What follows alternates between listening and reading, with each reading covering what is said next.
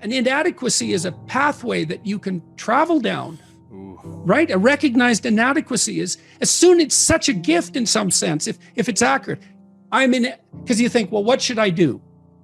What should I do with my life? That's a real complicated question. Oh, here's an inadequacy.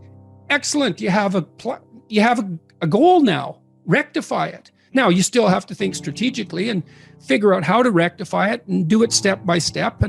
But Carl Rogers, the psychotherapist, pointed out that the person, for therapy to be successful, the person has to want to change. So they have to have recognized that they have a problem.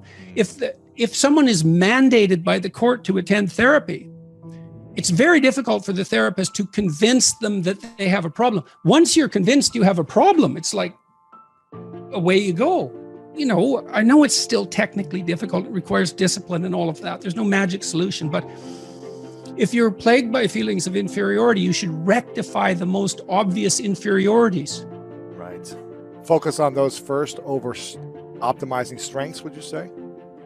No, not necessarily. Not necessarily. And you don't have to redress I'm a terrible jazz musician. Right. It's not a thing where you hold shame around or like. Well, it's not an impediment. Yeah. I would say that you have to rectify an inadequacy when it's clearly an impediment to your goal, or you have to shift goals. But if you're shifting goals because of an inadequacy related impediment, then you have to ask yourself, is your desire to shift the goal reliable, or are you just taking the easy way out? You can protect yourself by picking a different goal that's more difficult. That's a good mental hygiene practice, because sometimes you should switch goals rather than rectifying inadequacies. But you can fool yourself then, and that's not good. And if someone is goalless, lazy, unmotivated, not sure what they want to do, what would be a few key steps to get started to turn their life around, or to find the motivation for something greater than where they're at? Well, I think a fair bit of that's probably to be found you can find it in shame, you can find it in guilt, you can find it in conscience, you can find it in anger, you can find it in interest and engagement and beauty. There's lots of pathways. If you're angry about something in the world, well, that's an indication that that's in some sense your problem, right? It's speaking to you in a moral sense. This shouldn't be that way. Well, maybe you're the person who should do something about it in some manner. Maybe it'll take your whole life to figure out how to do that. But it's bothering you for a reason.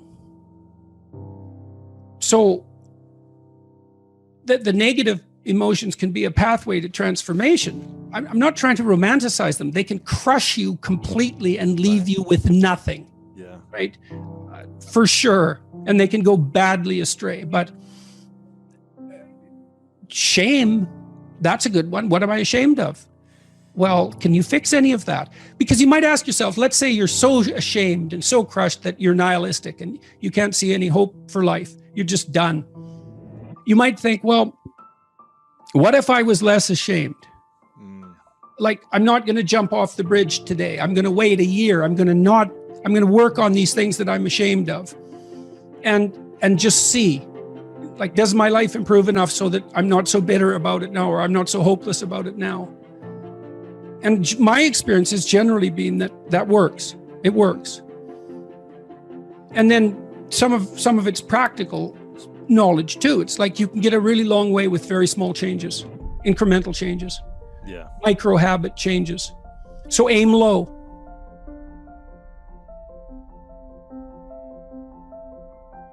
This thing that I've said to people has become this crazy internet meme, but that's to clean up your room, and which is a lot better and more useful than people think. It's a lot harder too, but the first thing you do, I think, and I learned this in part from Solzhenitsyn when he was trying to iron out his soul when he was in the Gulag, because he was trying to figure out how he got there, how he contributed to how he got there.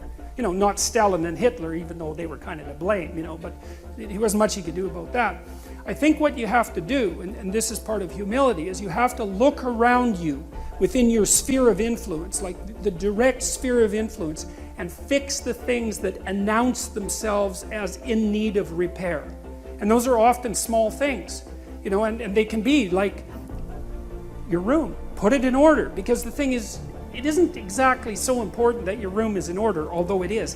What's important is that you learn how to distinguish between chaos and order, and to be able to act in a manner that produces order. And in most households, there's 100 things that could be done to just make it less hideous and horrible. And so practicing that it's a real useful form of meditation, and it's also, I think it's a divine act, because you're taking chaos. And you know, if you pay attention even to a room, it's so interesting. And I learned, because I've renovated many places now and tried to make them beautiful. And one of the things that I've really learned is that even if you own a structure, unless you've investigated all the nooks and crannies and cleaned them up and put your own imprint on them and made them yours, they're not yours. The mere fact of physical ownership doesn't make them yours. You have to establish a dynamic relationship with the objects before they're actually yours. And I think you can do something as simple as just sit on your bed and think, okay, there's probably like 5 things I could do today so that tomorrow morning is slightly better than this morning was, or at least I'm not falling behind. And those will usually be, it's like having to eat a toad in the morning, right? It's like, it's not going to be something you want to do. There'll be things you're trying to avoid. They're snakes, essentially. But if you ask yourself, like you're asking someone, which I think is a form of prayer, if you ask yourself, instead of telling yourself, you know, what is it that I could do to set things more right today, that I would actually do? It's usually some small thing because you're not that disciplined, you know. Then you can go do it. And then you put the world together a little more when you do that. And that spreads out. But you also construct yourself into something that's better able to call order forth from chaos. And that makes you just incrementally stronger. And then the next day, you can maybe take on a slightly larger task. And like, you get the benefit of compound interest if you do that. It's a tremendously powerful technique. And I think if you do that, at some point, instead of just having to fix things up that are not good, you'll start to get a glimmer of the positive things that you could do, you know, the positive things that you could do that would actually constitute a vision. And that's what I would recommend. The problem with a big goal is that it's daunting enough so that it might paralyze you, and there's a high probability of failure. And so imagine that you're your own child. Okay, now imagine you love this child, and you would like him, we'll say him because it's you and I talking, to succeed. Now, you have an ideal for this child. You'd like him to grow up to be the best he can be, better than you, the best man he can be. That's what you want for your son, if the good part of you is talking. Yeah. You definitely want him to be better than you are, but you want him to be the best he could be, if your vision is unclouded. Okay, but then you offer him a goal. It's like, well, do this. Well, can he do it? Well, if he can do it without a second's thought, there's no challenge in it. There's no developmental impetus. It's not in the zone of proximal development. You want a goal that you can do, but that requires some improvement on your part. Because you want to attain the goal, that's satisfying, but then you want to make yourself into the thing that can attain goals. And so you want to push yourself. Yeah. You want to push yourself a bit far. Yeah, yeah. Yes. And there's an ample psychological literature that suggests that that's where maximal motivation is to be found. Interesting. So you're pursuing a goal, but you're also pursuing the goal of transforming yourself at the same time. You're doing both of those at the same time. Genuine ethical accomplishment is the best source of security, but it's not unerring. When you mean ethical accomplishment, do you mean doing something good, right? Whether people know about it or not, just good and right for yourself? Is that what I'm hearing you say? Or does someone else need to acknowledge that this was good and right? I think if you've done it for yourself, that's good. But if you do it and other people are in on it and along for the ride, that's also good. And sometimes that's better.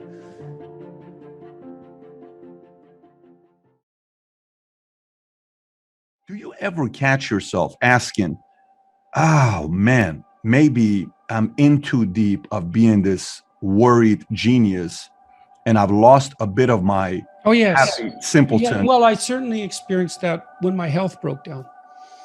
And the reason for that was that I not only did I get sick, my life fell apart because I couldn't do anything that I used to be able to do.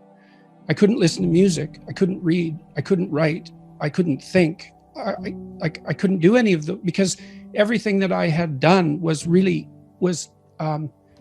complex and difficult, all the things that I engaged in.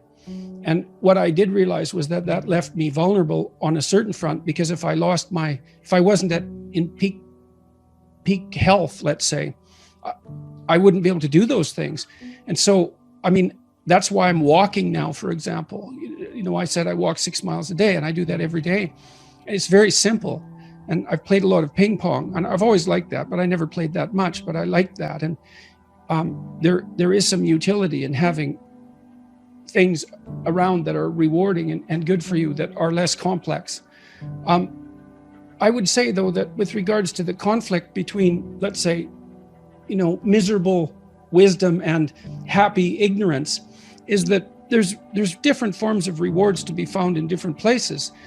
You know, you can think about this even in terms of personality. One major personality dimension is extroversion.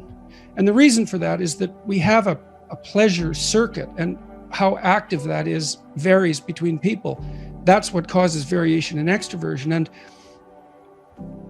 we generally equate happiness with the activation of the circuitry that's associated with extroversion. And drugs like cocaine and amphetamines activate that circuit.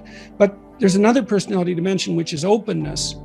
And openness is the creativity dimension, and there's pleasure to be derived from that as well. And so that's philosophical exploration and literary experience. And I suppose when you go to a movie, you experience a blend of those two things, especially if it's a rather complex movie. So there's different forms of engagement or pleasure to be found, and some of them are more akin to happiness, and some of them are more akin to meaning. And sometimes they come into conflict, but I think all things considered, they work best when they're working together. And I do strive diligently to and I think that this has really been brought home to me. You know, look, I couldn't sit down. I literally couldn't sit down for almost a year. And so I lost the ability to sit down. I had fantasies for hours of being able to sit by a fireplace and just not move, because I had this condition called akathisia, which is, I learned how valuable it is to be able to sit down. And now when I sit down and nothing is happening, I'm taking stock of that and noticing what an unbelievable gift that is. And it is really useful to maintain your ability to see what you have that you've taken for granted, because you can lose everything. You can lose things you don't even know you have. I had no idea that you could ever lose the ability just to sit down, but you can. I wouldn't recommend it. So I'm more appreciative, I would say, of simpler things than I was. I'm more appreciative of other people than I was. I'm probably more grateful, all things considered, than I was. And hopefully that will continue developing. I have no contempt for happiness. You know, I tell people, don't pursue happiness, pursue meaning. And I think that's true. But if happiness comes along, it should be welcomed. And if you're ever somewhere where that's happening, you should notice it and be grateful for it and enjoy it. And that's for sure. Do you think sometimes the world sets an expectation of who you are, and constant compliments? Oh my gosh, Jordan, let me tell you, you changed my life. Oh my gosh, Jordan, you don't even know what your book did to me. Oh my gosh, oh, you have no idea. Because of you, I'm doing that. Because of you, my marriage worked. Because of you, I have better relation with my dad. Because of you, I'm doing better with my mom. Because of you. Sometimes that because of you, it's a little too much burden of because of you. It's like, dude, because of me, don't do shit. Like, because of me, just let me be free for once. Like, because of you, like, Maybe I don't want you to say because of you. Look, go live your life. Look, because of you, you made the decision. I'm just writing a book. Do you ever feel like you don't want that standard and expectation of, putting you on the pedestal here, and then you have to almost walk on water where you're not free? Do you ever feel that kind of an obligation, or no, that's not even something that crosses your mind? I feel that obligation all the time. Got it. And I have people around right from the beginning of all this. I've talked to my friends and my family all the time about what I'm doing so that I don't make a mistake, so that we're trying to stop me from making a mistake. So, but I also, especially when I'm talking to people one-on-one, I don't want, see, if you're a clinical psychologist, you don't want to steal people's accomplishments from them, which is partly why you don't give advice exactly. So maybe someone is trying to decide whether they should get married. And maybe you have an opinion, but probably you shouldn't, because as a psychologist, let's say, because except perhaps in extreme cases, the person has to discover what they need to do for themselves so that they can discover it again in the future, so that they can learn to discover things for themselves. And you don't want to give advice, because then if they do something good, you can take credit for it. And I don't want to take credit for the accomplishments that people make as a consequence of,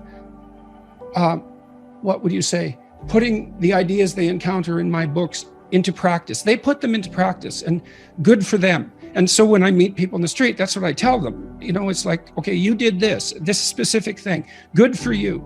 And, I provided some impetus, and I'm happy about that and pleased to do that. But I certainly don't want the credit.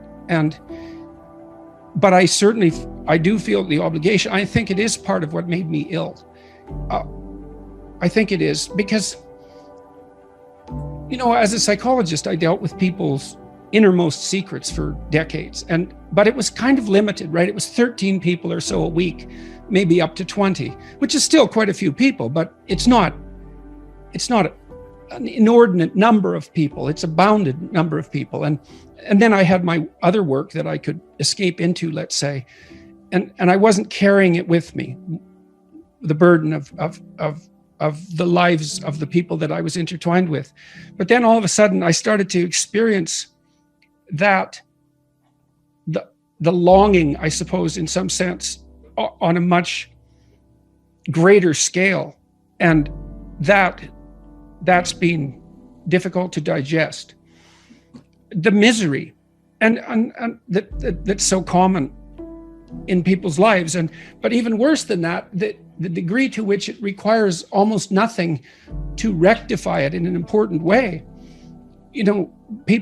There's many people who are starving for a word of encouragement, and if you provide that, they run with it. Well, why weren't they encouraged to begin with? And that's a deep hole to fall down. And because you can never stop answering that question once you start asking it.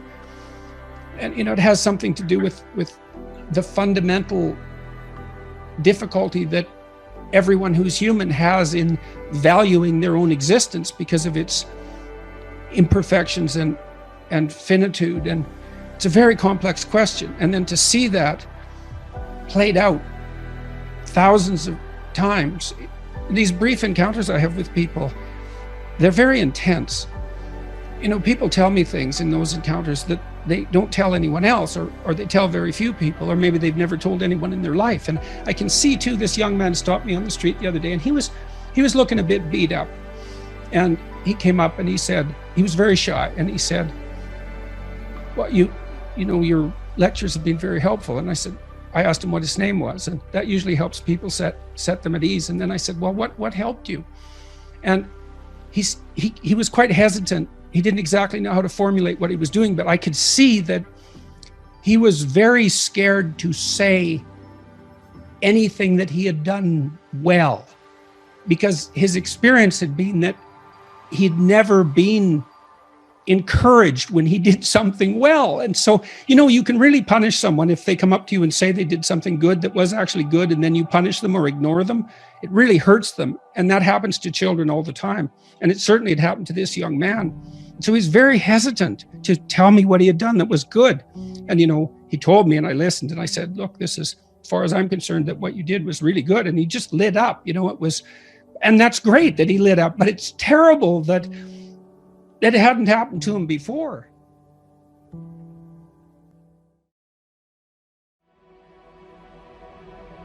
We have real problems, and so life is actually difficult, independent of psychological foolishness, let's say, independent of the obstacles that we put in our own path. It's Life already is challenging. It's already fatally challenging, right? Life is the ultimate challenge. We will die. Yes, and So there is a challenge. Yeah. Yes, well, Uncertainty, fear, pain, all those. yes, things. Yeah. Everything that goes along with suffering is a challenge, and it's the full challenge, because it takes everything you have. And so part of the reason we disagree is because there are complex problems to solve, and then we also disagree because we're willfully blind, and because we're more ignorant than we should be, and we're not everything we should be, and we tilt towards malevolence from time to time, and we betray each other and ourselves, and so we take a bad lot in many ways and make it worse. Now, not always, obviously, and we don't have to, but that's sort of the baseline that we're working against. I think people are most disappointed in life when they're disappointed in themselves. You know, they see that they've made things worse than they had to be, even though the baseline can be pretty brutal. So, yeah, and so the book and all my lectures, I suppose, are put forward in an attempt to take the high-level philosophical abstractions and to make them into something that's actionable. And to take the next best action in your life to improve your life, so we don't have to suffer as much. Well, and hopefully also so that people around you don't have to either. So one of the things I've been talking to my audiences about is the relationship between responsibility and meaning, which is, what would you say? It's a constant refrain in the book. It's one of its underlying messages, let's say, or themes is a better way of thinking about it. You know, if you start with the presumption that there's a baseline of suffering in life, and that can be exaggerated as a consequence of human failing, as a consequence of malevolence and betrayal and self-betrayal and deceit and all those things that we do to each other and ourselves that we know that aren't good, that amplifies the suffering. That's sort of the baseline against which you have to work. And it's contemplation of that often that makes people hopeless and depressed and anxious and overwhelmed and all of that, and they have the reasons. But you need something to put up against that. And what you put up against that is meaning. Meaning is actually the instinct that helps you guide yourself through that catastrophe. And most of that meaning is to be found in the adoption of responsibility. So if you think, for example, if you think about the people that you admire, well, you think about when you have a clear conscience first, because that's a good thing to aim at, which is something different than happiness, right? A clear conscience is different than happiness. Yeah, it's better. Yeah. That's you're not better. Like guilting yourself. You're not feeling bad about yourself. That's right. You feel that you've justified your existence, right? And so you're not waking up at 3 in the morning in a cold sweat thinking about all the terrible things that you've involved yourself in. What you said to someone that you shouldn't have said, or how you acted, or lied, or what or opportunity you lost, or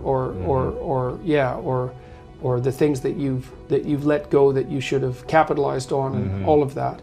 And so, if you think about the times when you're at peace with yourself with regards to how you're conducting yourself in the world, it's almost always conditions under which you've adopted responsibility, right? At least the most guilt I think that you can experience perhaps is the sure knowledge that you're not even taking care of yourself, so that you're leaving that responsibility to other people, because that's pretty pathetic. And unless you're psychopathic and and you're living a parasitical life, and that characterizes a very small minority of people, and an even smaller minority think that's justifiable. But most of the time you're in guilt and shame because you're not only are you not taking care of yourself, let's say, so someone else has to, but you're not living up to your full potential. You suffer even more when you don't take care of yourself, or take the best actions, or do the work that you know you can do, and you rely on someone else to support you financially, emotionally, physically, whatever, home, whatever it may be. Yeah, well, because you're not only not being what you could be, you're interfering with someone else being what they could be, right? So you're not only a void, you're a drain. Right. Jesus, that's a catastrophe. But we usually don't even know it when we're in that situation, because we're in a depressed state, or we don't want to see it. You wake up at 3 in the morning and And then you think of the people that you admire yourself, or perhaps you can at least live with yourself when you're taking responsibility, at least for yourself. And so that settles your conscience. But then if you look at the people that you spontaneously admire, and so the act of spontaneously admiring someone is the manifestation of the instinct for meaning, right? So this is partly why people are so enamored of sports figures, because the sports figures are playing out the drama of attaining the goal, of attaining a certain kind of, let's say, psychological and physical perfection in pursuit of the goal. That's the drama. And to spontaneously admire that is to have that instinct for meaning latch onto something that can be used as a model. And then that model should be transcribed into something that's applicable in life. You know, and you really like to see in an athletic performance, you really like to see someone who's extremely disciplined and in shape do something physically remarkable, but and to stretch themselves even beyond their previous exploits, because you really like to see a brilliant move in an athletic match.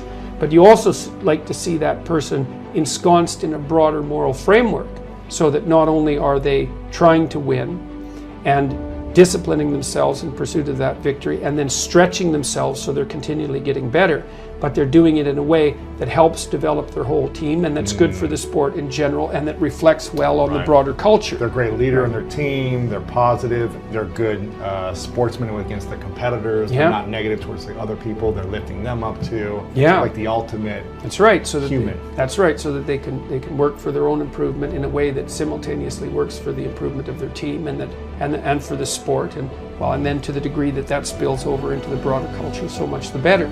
So that's all being dramatized in an athletic event, and it's not philosophical, it's concrete, right? It's dramatized in the world, and that's what the games represent. And so, and it's partly because, in some sense, life is a game. It is. It is, in that you're always, the analogy is that in life, like in sports, you're setting forth an aim, and then arranging your perceptions and your actions in pursuit of that aim. And that you also generally do it while cooperating and competing with other people. Right. So that's also the game-like element as well. All of that's dramatized in athletics. Yeah. That's like philosophy for people who aren't philosophical. And I'm not being smart about that. Yeah. You know? It's like it really is philosophy for people who aren't being philosophical, because it's played out, you know. And you can see it too. You can see the spontaneous appreciation for the human spirit manifest itself when you see people rise to their feet spontaneously in a sports arena when they see someone do something particularly remarkable. See an athlete who's extremely trained stretch themselves beyond what you'd think is a normative human limit, and everyone celebrates that, like, spontaneously. So it's quite something to behold.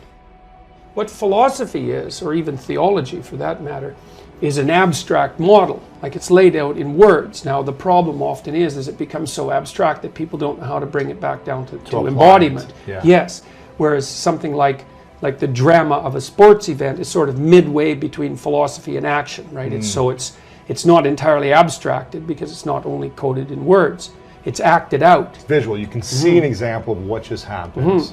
And you can try to reverse engineer how they did that.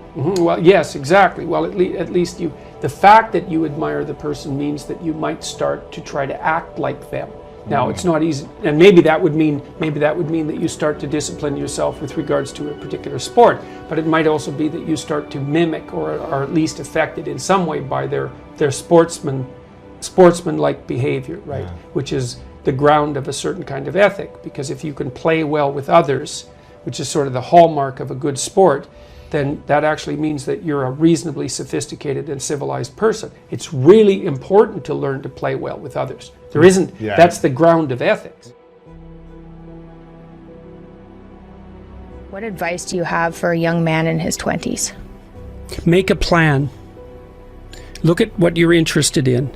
Get disciplined about something. Allow for the possibility that you have something important to contribute to the world, and that the world would be a lesser place without that contribution. Don't be afraid of taking on responsibility. It's where you find what sustains you in your life. You can take on too much responsibility. You have to be cautious in that regard, but that's a less common problem than not taking on enough. A lot of the things that people regard as traps are actually the means to their life. You know, often young people are afraid of commitment, for example, in the context of a romantic relationship, and because they feel that that's going to interfere with their pursuit of something more valuable. But that's just not the case. You're not going to find something more valuable in your life than a committed relationship with someone that you love, that sustains itself across time, and that in all likelihood produces children. That's life. And there may be people for whom avoiding that is the better route, but those people are very rare, and you need a real reason to assume that you're one of those people. And hopefully for you, you're not. I've had a very good career, a very meaningful career in multiple dimensions, and it's still been the case for me that the most important part of my life has been my intimate relationship with my wife and my family. So don't be afraid of that, or be afraid of it, but don't let that stop you from pursuing it.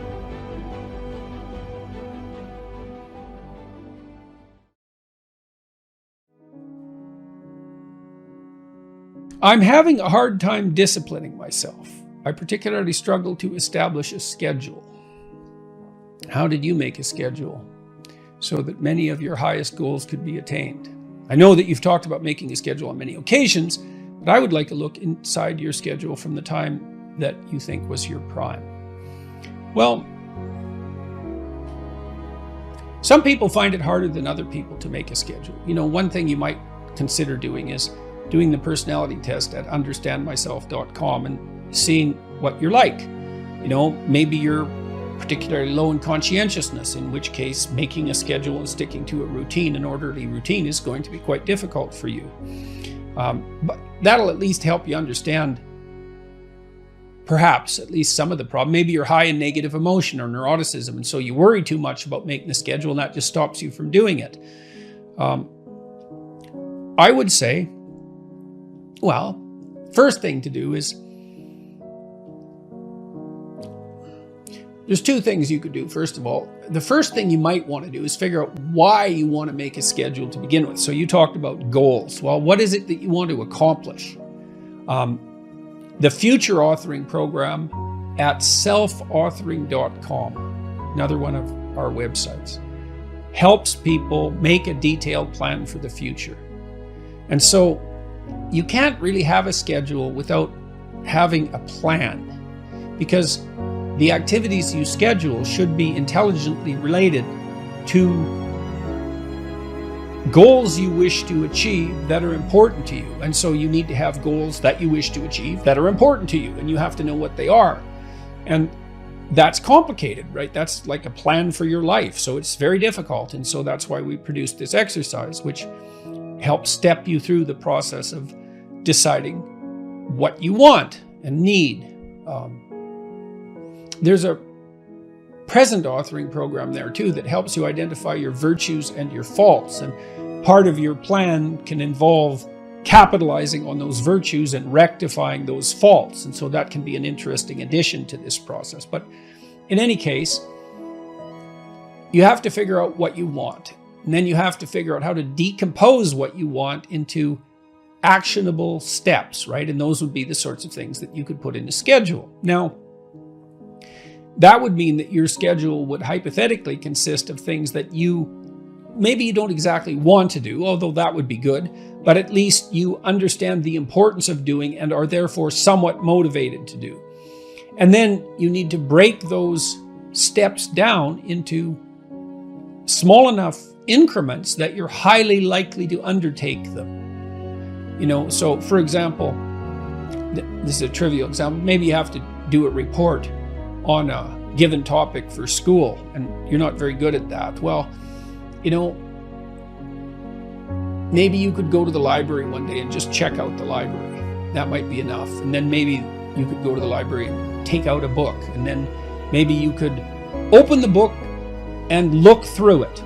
Those would be on different days. And then maybe you could sit down and read the first page of the book. And if you can't do that, then the first paragraph. You have to negotiate with yourself and figure out what the largest step you would take towards your goal is that you would take. And if you don't do it, then you make the steps smaller and smaller until you find something that you would do. the next thing you need to do, potentially, is to familiarize yourself with a scheduler like Google Calendar. So the first thing to do is open it, and then maybe to figure out how to put in a task and then a repeating task. And might be a pretty simple one to begin with. It's like, well, why don't you list waking up and specify a time, or going to bed and specifying a time, an approximate time anyways, or put in the schedule when you eat. And those are things you do every day. And so that's something you're pretty likely to do. And so that's a success for you. And then, well, then you can start by putting in something small. Maybe you need to read, maybe you need to exercise, maybe you need to have a social event with people. Maybe you need to watch TV, a movie, whatever. It doesn't matter what it is. Hopefully it's something you want to do. Put it in the schedule. And you could start by scheduling the things that you would like to do. So you can imagine, well, I like going out to movies. I like going to the mall. I like hanging around with my friends. I like watching TV. I like reading a book. I like listening to music.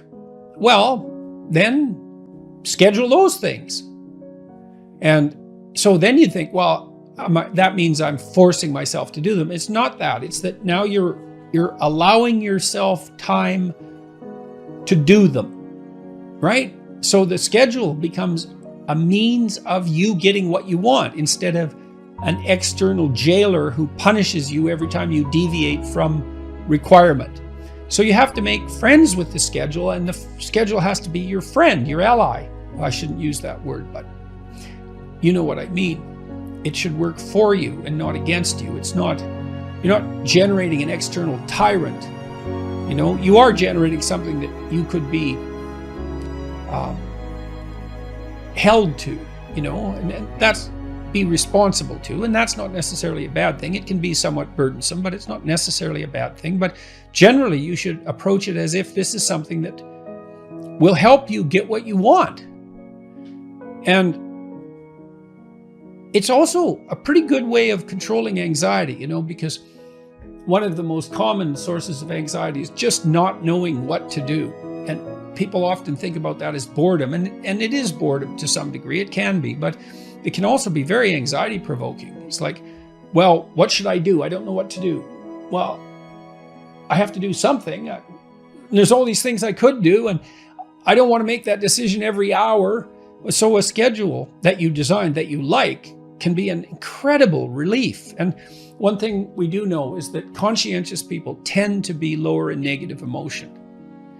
And it looks like that's a causal consequence, is that orderly people, for example, because they order their environment and make it more predictable, then they're less likely to be anxious, because we're often made anxious by what is unpredictable.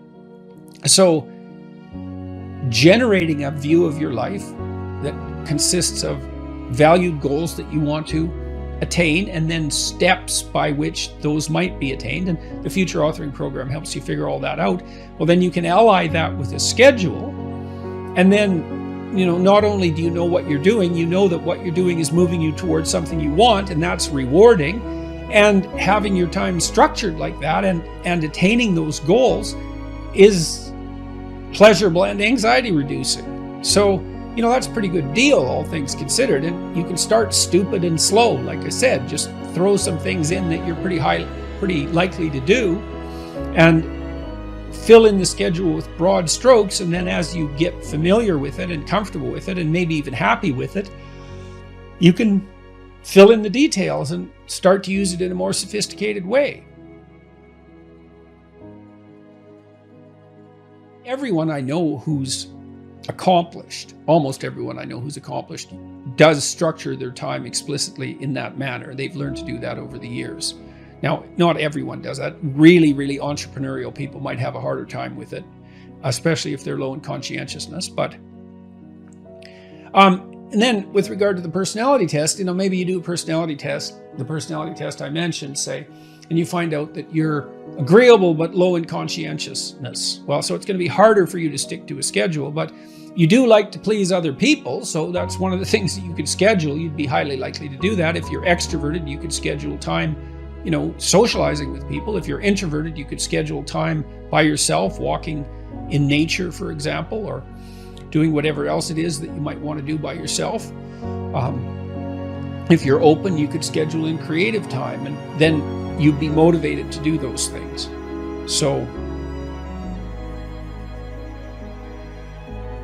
you're having a hard time disciplining yourself. That's par for the course. I mean, like I said, really conscientious people are more inclined in that direction. But it's hard to discipline yourself in relationship to a goal. It's like training a cart horse to pull a cart. It's difficult. And so you start with little things, and maybe little things that you want to do, and then you can proceed to harder things that you don't want to do so much, for their extrinsic or intrinsic utility, but you have to do them because they're related to something important. You'll get disciplined across time if you do that. And incremental improvement that's sustained is extremely powerful from the perspective of transformation.